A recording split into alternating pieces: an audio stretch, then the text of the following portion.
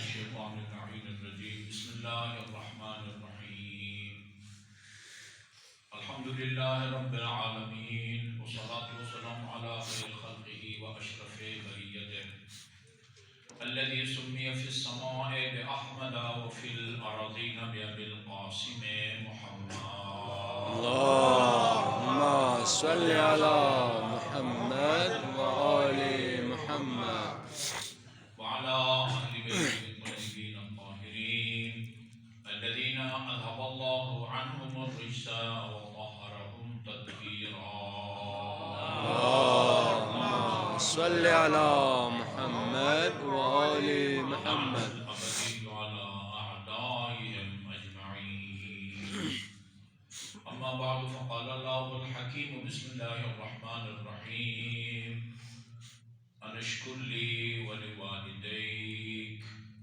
درود بھیجیے محمد وآل محمد اللهم صل على محمد وآل محمد محمد مومنین کرام، جیسے بھی آپ نے رضوی صاحب کے اعلان میں سنا، آج کی یہ مجلس ادا ہمارے برادر مہربان سید محسن رضا رضوی کی والدہ محترمہ مرحومہ اور ان کے اہلیہ کے مرحومین، اور اسی طرح ہمارے برادر بزرگوار محمد رضا اورا، ان کے مرحومین کی احسان ثواب کے لیے مجلس منعقد ہوئی ہے۔ ہماری دعا ہے بانیان مجلس کے مرحومین کے اللہ تعالیٰ گناہان صغیرہ اور کبیرہ کی مغفرت فرمائے، الہی آمین، انہیں محمد و آل محمد کی شفاعت اور ان کے جوار میں مقام عطا فرمائے۔ الہی آمین۔ میں نے آپ کے سامنے قرآن مجید کی چھوٹی سی آیت کی تلاوت کی ہے، جس میں اللہ تعالیٰ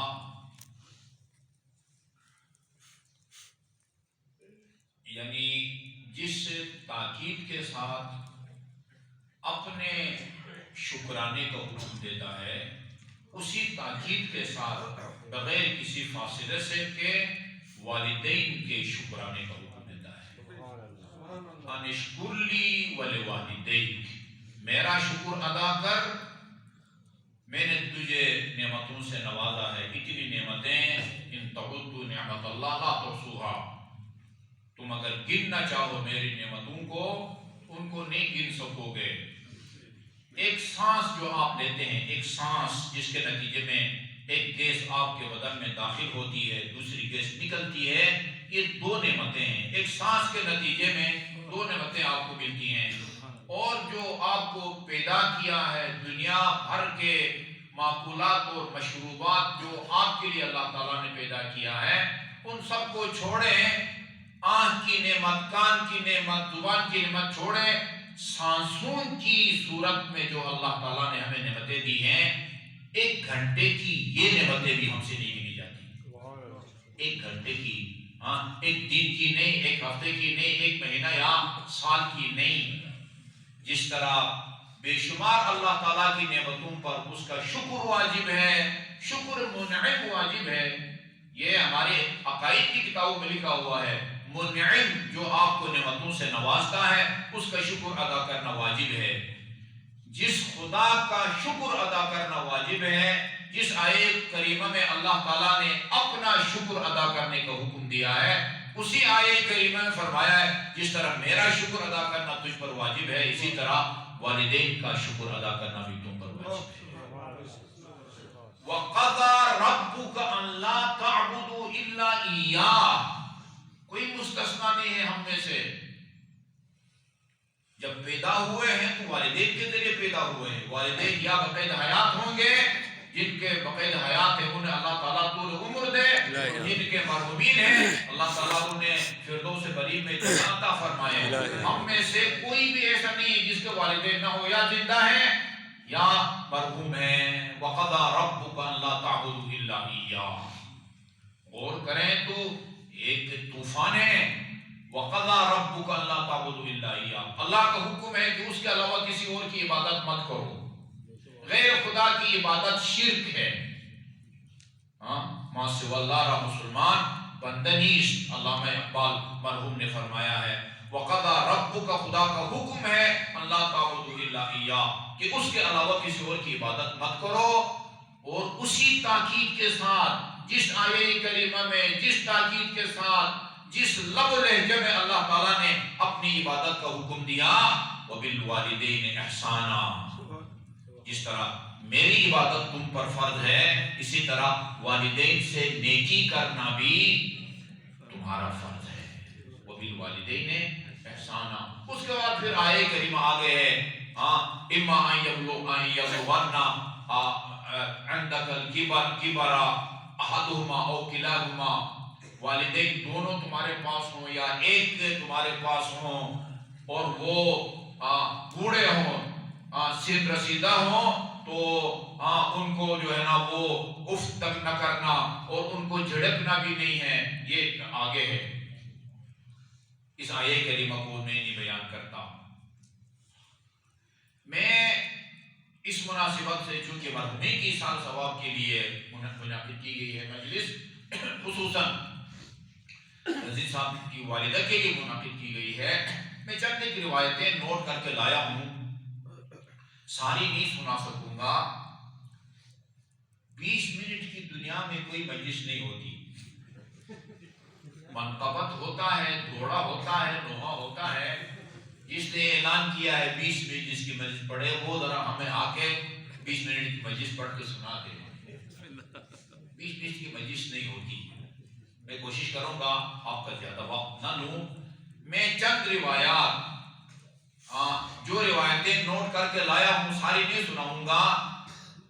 آپ کے والدین کے بارے میں چند روایات اور والدین سے نیکی کے بارے میں چند روایات میں آپ کی خدمت میں عرض کروں گا. جزاک اللہ. اس کا اجر بانیان مجلس کی مرحومین کے لیے ہم ہدیہ کریں گے. جزاک اللہ. سب سے پہلی روایت حقوق والدین، والدین کا آق.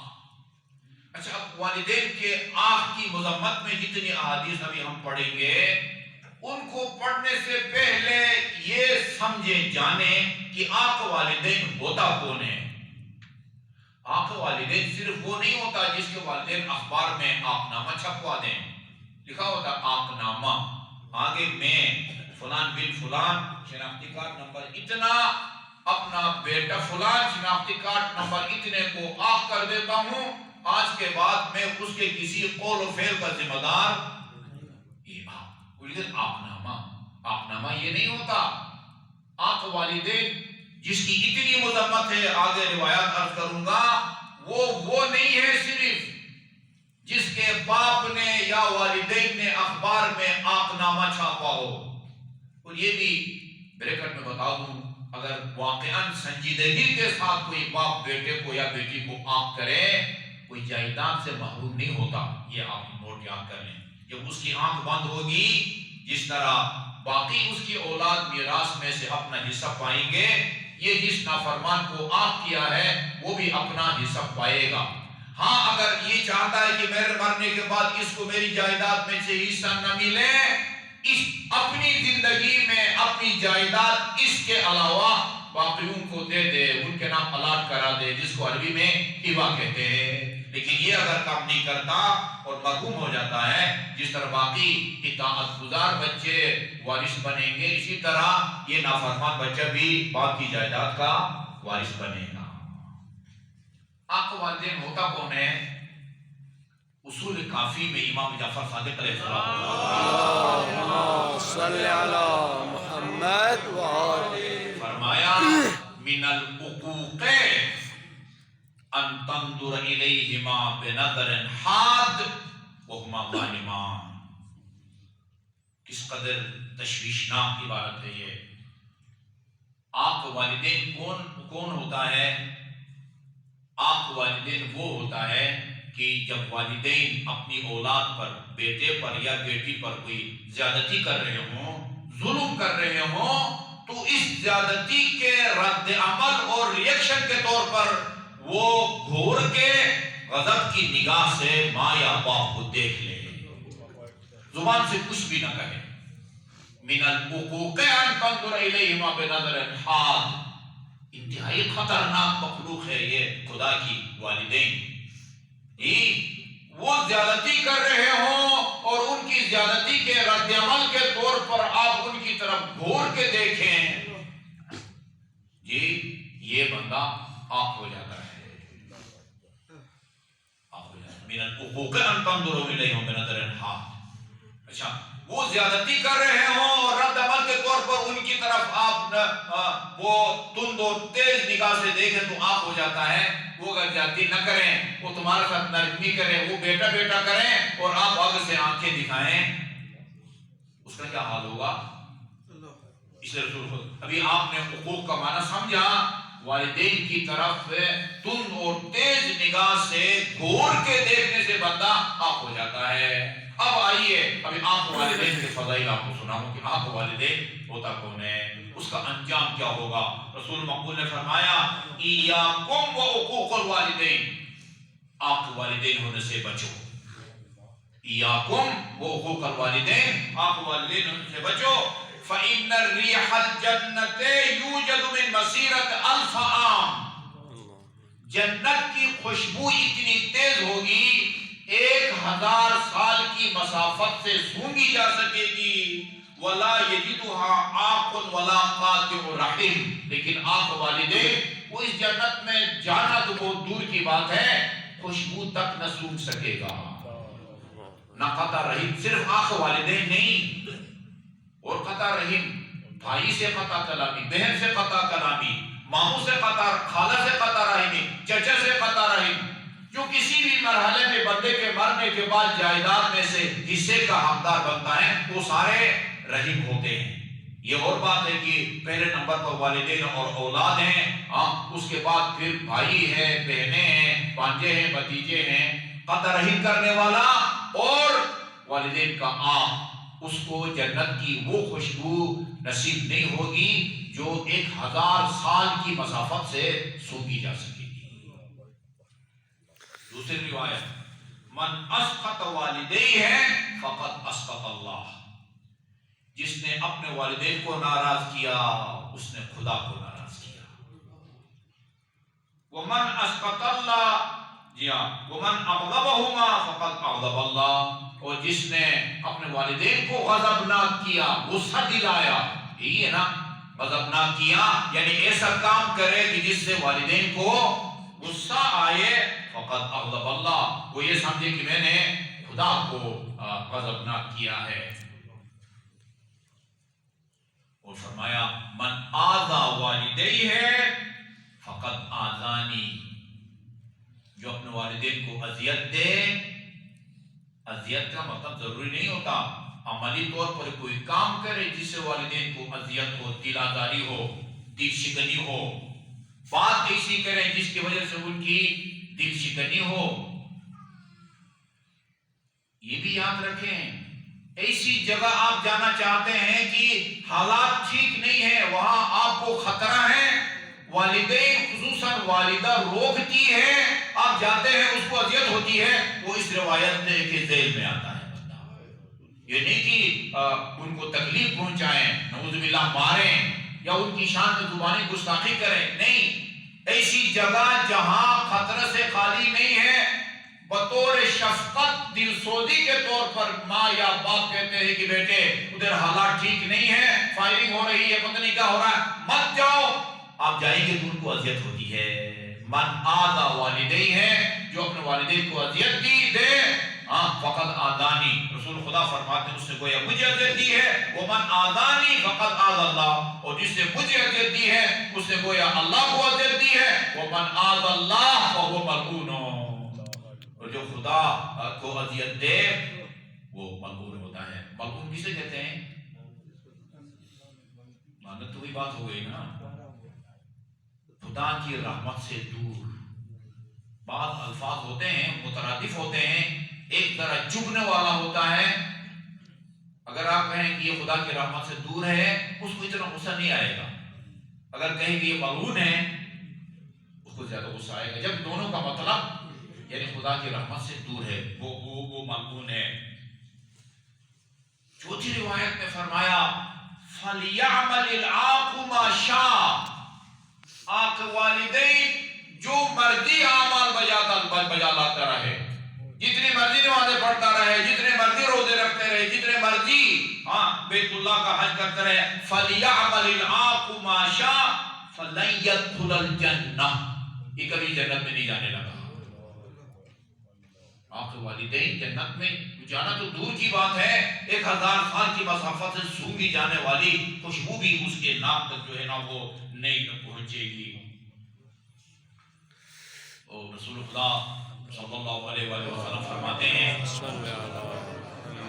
ایک مرتبہ وہ جبرائیل امین مجھ پر نازل ہوا اور یہ دعا کی، من ادرک والدیہ ہے، جو اپنے والدین کو درک کرے، یعنی اپنی زندگی میں وہ والدین کو دیکھے، ان کی زیارت نصیب ہو، والدین کے ساتھ ایک عرصہ وہ گزارے، یا یوں کہیں من ادرک والدیہ ہے، جو اپنے والدین کو درک کرے، ایک عرصہ ان کے ساتھ زندگی گزارے، وَلَمْ يُؤَدِّ حَقَّهُمَا، لیکن والدین کے اس کے اوپر جو واجب الادا حقوق ہیں ان کو ادا نہ کرے، فَلَا غَفَرَ اللَّهُ لَهُ، اللہ اس کو نہ بخشے۔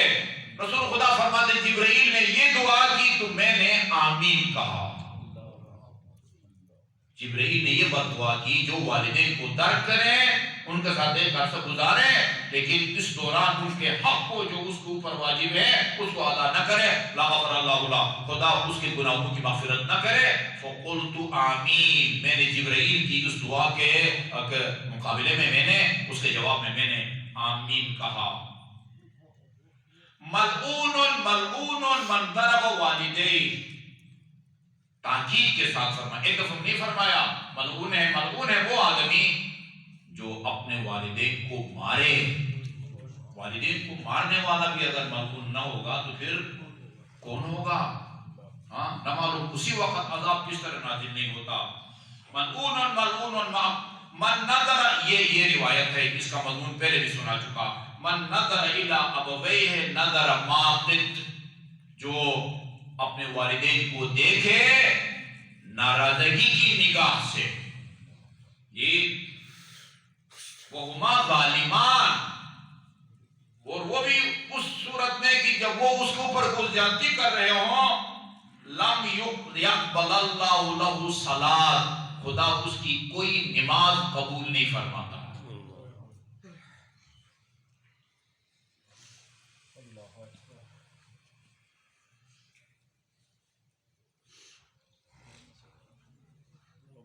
ایک جوان رسول خدا صلی اللہ علیہ وسلم کی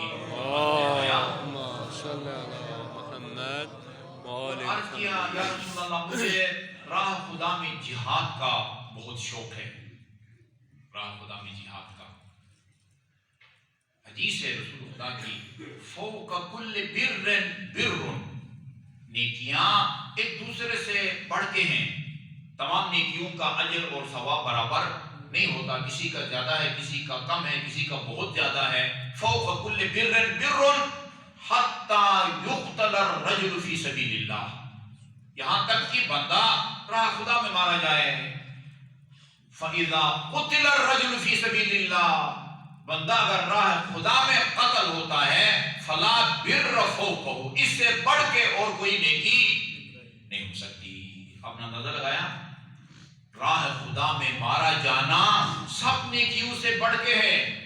یا رسول اللہ مجھے جہاد کا شوق ہے، آپ نے جہاد کے فضائل بیان کیے، جاؤ ضرور جہاد کے لیے جاؤ، لڑو، اگر شہید ہو، وَلَا تَحْسَبَنَّ الَّذِينَ قُتِلُوا فِي سَبِيلِ اللَّهِ، جو راہ خدا میں مارے جاتے ہیں اور ان کو مردہ نہ سمجھو، بلکہ اللہ تعالیٰ کی بارگاہ میں وہ زندہ ہیں اور رزق و روزی پاتے ہیں، وہاں رزق و روزی پاؤ گے، اور اگر زندہ واپس آؤ گے خدا تمہارے تمام گناہوں کو بخش دے گا۔ یہ جہاد کے فضائل بیان کیے رسول خدا نے۔ جب اس نے اپنے شوق کا اظہار کیا تو پھر رسول خدا نے اس کی ترغیب کی، تشویق کی، مزید اس کی حوصلہ افزائی کی، لیکن عرض کیا، یا رسول اللہ میرے ضعیف والدین ہیں، میرے اور بہن بھائی بھی ہیں، لیکن میرے والدین میرے ساتھ مانوس ہیں، میں اگر جہاد کے لیے چلا گیا وہ تنہائی محسوس کریں گے۔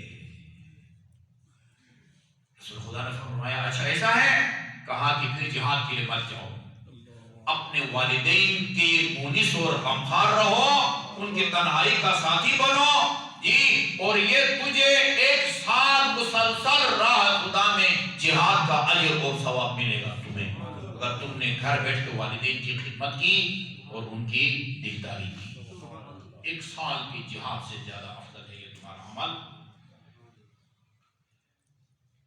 دوسرا آدمی رسول خدا کی خدمت میں آ کے عرض کرتا ہے، یا رسول اللہ، میں نے کوئی گناہ ایسا نہیں ہے جس کا میں مرتکب نہ ہوا ہوں، بہت گناہ گار ہوں۔ یہ بھی کمال ہے، ندامت کے بعد رسول خدا کے پاس آتا ہے، شفیع المذنبین کے پاس، اپنے آپ کو بخشوانے کے لیے، بہت بڑا گناہ ہوں، کوئی گناہ ایسا نہیں ہے جس سے میں آلودہ نہ ہوں، میرے لیے کوئی توبہ کی راہ اور گنجائش ہے، کوئی ایسا کام کروں جس کے نتیجے میں خدا میرے گناہوں کو بخشے۔ ایسا معلوم ہوتا ہے کہ اس بندے خدا کی جو گناہ کر کے رسول خدا کے پاس آیا تھا، والدہ اس کی فوت ہو گئی تھی، باپ زندہ تھا۔ روایت سے پتہ یہ چلتا ہے، آپ نے فرمایا ہاں گناہوں کی بخشش کا ایک ذریعہ ہے، اور وہ یہ کہ جاؤ اور جا کے اپنے باپ کے ساتھ نیکی کرو۔ وہ بھی والدین احسانہ، اور امام زین العابدین اور امام جعفر صادق علیہ السلام دونوں کی روایت ہے، یہ جو خدا قرآن میں وَبِالْوَالِدَيْنِ احسانہ کا حکم دیتا ہے، والدین کے احسان کرو۔ والدین سے احسان کا مطلب یہ ہے کہ والدین کی طرف سے مطالبہ کے بغیر ان کی ضروریات زندگی کو پورا کرو۔ اس بات کی نوبت نہ آنے دو کہ بیٹے مجھے بھوک لگ رہی ہے، پھل لا دو، وہ گرمی لگ رہی ہے، پنکھا چلا دو، یا سردی لگ رہی ہے، گرم کپڑے لا کے دو۔ اس کی ضروریات زندگی پر نظر رکھو، اور اس بات کی نوبت نہ آنے دو کہ وہ تم سے اپنی ضرورت کا یا حاجت کا اظہار کریں۔ احسان کا مطلب یہ ہوتا ہے، کہا کہ باپ کے ساتھ جا کے احسان کرو، باپ کے ساتھ۔ وہ جب رسول خدا سے بخشوانے کا طریقہ لے کے وہاں سے چلا تو رسول خدا نے فرمایا، لو کانت امک، کاش کی اس کی ماں زندہ ہوتی، میں اس کو کہتا کہ جا کے ماں سے نیکی کرو، گناہوں کی بخشش اسی میں ہے۔ یہ روایت بھی ہے، یہ مشہور جو آپ نے سنا ہے نا، الجنت تحت اقدام الامہات، جنت ماں کے قدموں کے نیچے ہیں۔ اشعار بنے ہوئے مصرے ہیں، کہتے ہیں ماں کے باہوں کے نیچے بہشت ہے۔ الجنت تحت اقدام الامہات، جب والدین میں سے کس کا میرے اوپر حق ہے، جب رسول خدا سے پوچھا، ماں کا نام لیا، پھر پوچھا، پھر ماں کا نام لیا، پھر پوچھا، پھر باپ کا نام، ماں کا نام لیا، چوتھی دفعہ کہا کہ باپ کا بھی تمہارے اوپر حق ہے۔ اور جب ایک بندے نے آن حضرت سے پوچھا کہ باپ کا میرے اوپر کیا حق ہے، کیا کروں جس کی وجہ سے باپ کا حق ادا ہو جائے، فرمایا ان تطیعہ، باپ کا حق تیرے اوپر یہ ہے کہ باپ جو تجھے حکم دے نافرمانی نہ کر، اس کی اطاعت کر، یہ باپ کا تیرے اوپر حق ہے۔ فرمایا ماں کا میرے اوپر کیا حق ہے، کیا کروں جس کی وجہ سے ماں کا میرے اوپر واجب الادا حق ادا ہو جائے، فرمایا ہیہات ہیہات، پتہ سمندر کے قطروں اور ریت کے ذرات کے برابر سال اگر تم ماں کی خدمت کرو، اس 9 ماہ مہینے کی محنتوں کا تو صلہ ادا نہیں کر سکتا۔ پوچھتا ہے کہ کیا کروں جس کی وجہ سے ماں اس نے اپنا خون جگر دے کے تجھے پالا ہے۔ ایک مرتبہ درود بھیجئے محمد وآل محمد، اللہم صلی علی محمد وآل محمد۔ ایک ماں کا ذکر کرتے ہیں۔ میں کل ہادی ٹی وی پر ایک لائیو پروگرام میں بات کر رہا تھا خاتون جنت کے بارے میں، کہ دنیا کے اکثر لوگ خاتون جنت کو باپ کی نسبت سے، امیر المومنین کی نسبت سے، حسن اور حسین کی نسبت سے جانتے ہیں۔ علامہ اقبال نے بھی فرمایا ہے مریم از یک نسبت عیسیٰ عزیز از سے نسبت حضرت زہرا عزیز. مریم اس لیے قابل احترام ہے کہ وہ عیسیٰ ابن مریم وہ حضرت عیسیٰ کی والدہ ہے، ماں ہے. از سے نسبت حضرت زہرا عزیز، حضرت زہرا 3 نسبتوں سے قابل تقریب اور تعظیم ہے. محمد کی بیٹی ہے، علی کی ہمسر ہے اور ہم کفو ہے، ہم سفر بھی ہے، اور حسن اور حسین کی مادر ہے گرامی ہے. بڑے اچھے انداز میں بیان کیا ہے. ایک ایران کے بین الاقوامی شہرت یافتہ آدمی کی کتاب میں پڑھ رہا تھا، اس کے آخری صفحے پر لکھا ہوا تھا کہ میں نے سوچا کہ فاطمہ کے فضائل میں کہوں رسول کی بیٹی ہے، لیکن میں نے دیکھا کہ یہ فاطمہ کی مکمل تعریف نہیں ہے. میں نے سوچا کہوں کہ فاطمہ کی تعریف میں کہوں یہ اس کی ہمسر ہے جو رسول کے بعد کائنات میں سب سے افضل یعنی علی. پھر میں نے دیکھا کہ نہیں، میں نے فاطمہ کی تعریف کا حق ادا نہیں کیا. میں نے سوچا فاطمہ کی تعریف میں کہوں یہ جوانان جنت کے سرداروں کی ماں ہے، لیکن میں نے دیکھا نہیں، یہ بھی میں نے حق ادا نہیں کیا. میں نے سوچا کہوں کہ یہ زینب الکبریٰ اور شریکۃ الحسین کی مادر گرامی ہے، لیکن میں نے دیکھا نہیں، یہ میں نے مکمل تعریف نہیں کی، تعریف کا حق ادا نہیں کیا. وہ فرماتے ہیں فاطمہ یہ سب کچھ ہے، محمد کی بیٹی بھی ہے، علی کی ہمسر بھی ہے، حسنین اور زینب کی ماں بھی ہے، لیکن فاطمہ یہی کچھ نہیں ہے، فاطمہ کچھ اور بھی ہے. فاطمہ ہے. فاطمہ صرف اس لیے قابل احترام نہیں ہے کہ محمد کی بیٹی ہے، صرف اس لیے قابل احترام نہیں ہے کہ علی مرتضیٰ کی ہمسر ہے، اس لیے نہیں کہ حسن اور حسین کی مادر گرامی ہے. خود ذاتی خداداد کمالات کی وجہ سے میں ایک جملہ کہنے لگا ہوں، یہ نبی بھی نہیں ہے، رسول بھی نہیں ہے، لیکن اتنے کمالات سے خدا نے نوازا ہے کہ رسول کے لیے بھی لائق تحریم ہے، ائمہ معصومین کے لیے بھی لائق تعظیم. امام زمان فرمائیں گے، امام زمان ظاہر ہونے کے بعد بےبد شیخ طوسی میں لکھا ہوا ہے میرے لیے اسوہ اور نمونہ عمل میری جدہ فاطمہ الزہرا ہے. وہ جس کے پیچھے عیسیٰ ابن مریم نماز پڑھیں گے اور دنیا کو عدل اور انصاف سے بھر دیں گے، وہ یہ کہیں گے کہ میرا اسوہ حسنہ آئیڈیل فاطمہ الزہرا علیہ السلام ہے. روز قیامت یہ ایسی دلسوز ہے، عرصہ محشر میں کھڑی ہوں گی، ہاتھ میں مظلوم بیٹے کا خون آلود کرتا ہوگا اور فرمائیں گی الہی انت العدل و انت الحکم، خدایا آج کی عدالت کا قاضی اور حاکم تو ہے. احکم بینی و بین قاتل ولدی، میرا فیصلہ اور میرے بیٹے کے قاتل کا فیصلہ تو خود فرما. پھر ایک خصوصی فرمائش کی ہے میرے اور آپ کی بخشش کے لیے. جن خوش قسمتوں کے آنکھوں سے اشکوں کے قطرات ٹپک کر رخسار پر گرتے ہیں، ان کے لیے دعا کی خدایا ان عزاداروں کی شفاعت کی مجھے اجازت دے جو دنیا میں میرے مظلوم بیٹے کے مصائب اور اس کی مظلومیت کو یاد کر کے روتے رہے.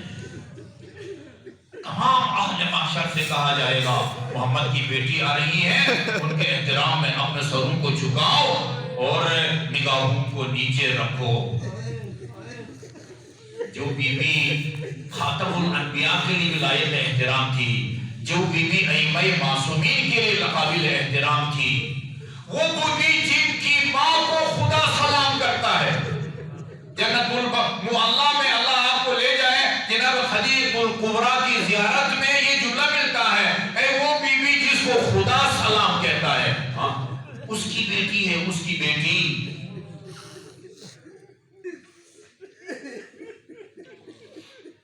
ایک بہت بڑے معلم اخلاق مرحوم ہو گئے، آیت اللہ مجتہدی. ایران میں معلم اخلاق کے طور پر وہ مشہور ہیں.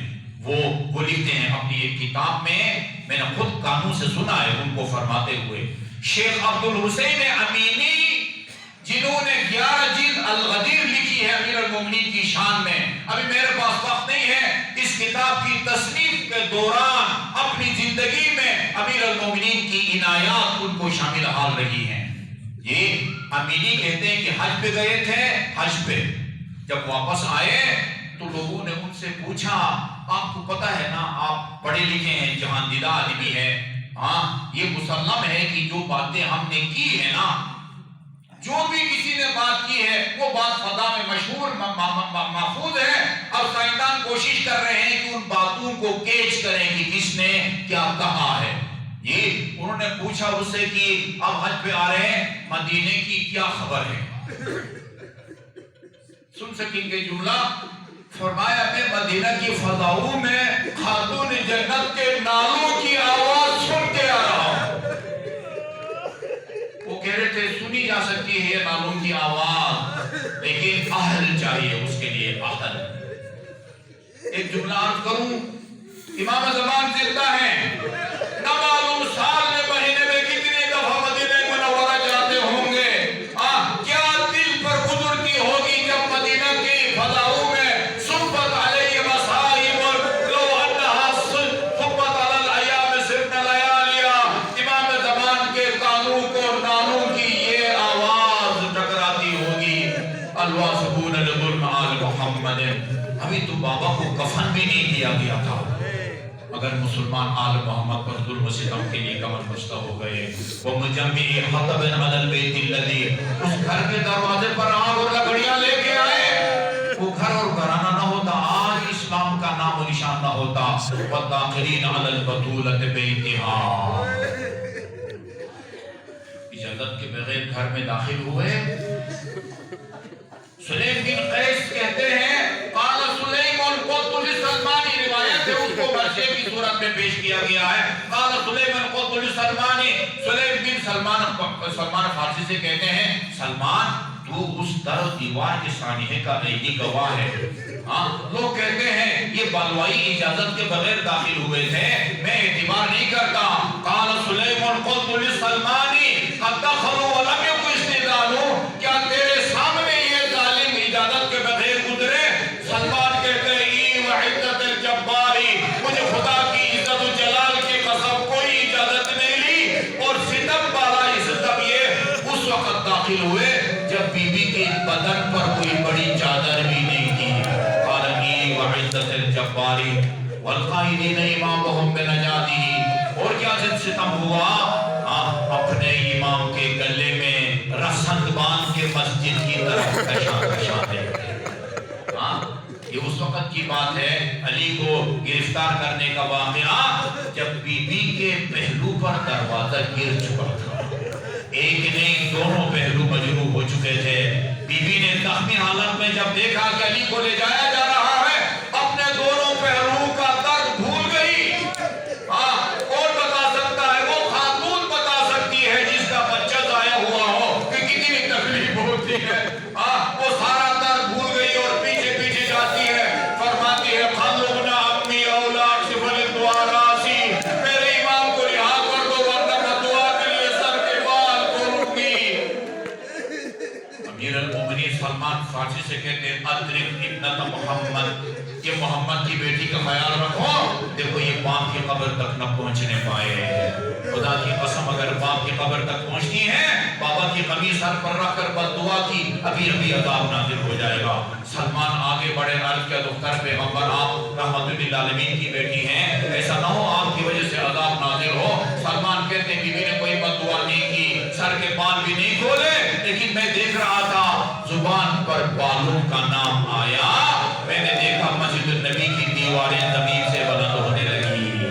عزادارو یہ کتنی حساس دیواریں تھی، ماں نے تو بالوں کا صرف نام لیا تھا نا، ہماری جانیں نثار اسی ماں کی عفت مآب بیٹیوں زینب و ام کلثوم پر۔ وہ روایات بتاتی ہے کہ علی کی بیٹی کس انداز میں ابن زیاد کے دربار میں داخل ہوئی۔ دخلت زینب بنت علی علی ابن زیاد، ابن زیاد کے دربار میں علی کی بیٹی داخل ہوئی۔ وہی فی ارذل ثیابہا، علی کی بیٹی کے بدن پر پرانا سا لباس تھا۔ تب تم وجہا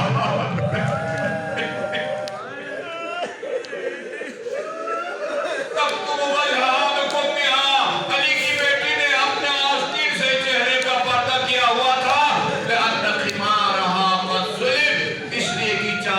اشقیاء نے کربلا میں تشکیل دی تھی. بارک اللہ سن الدہر من ضحکت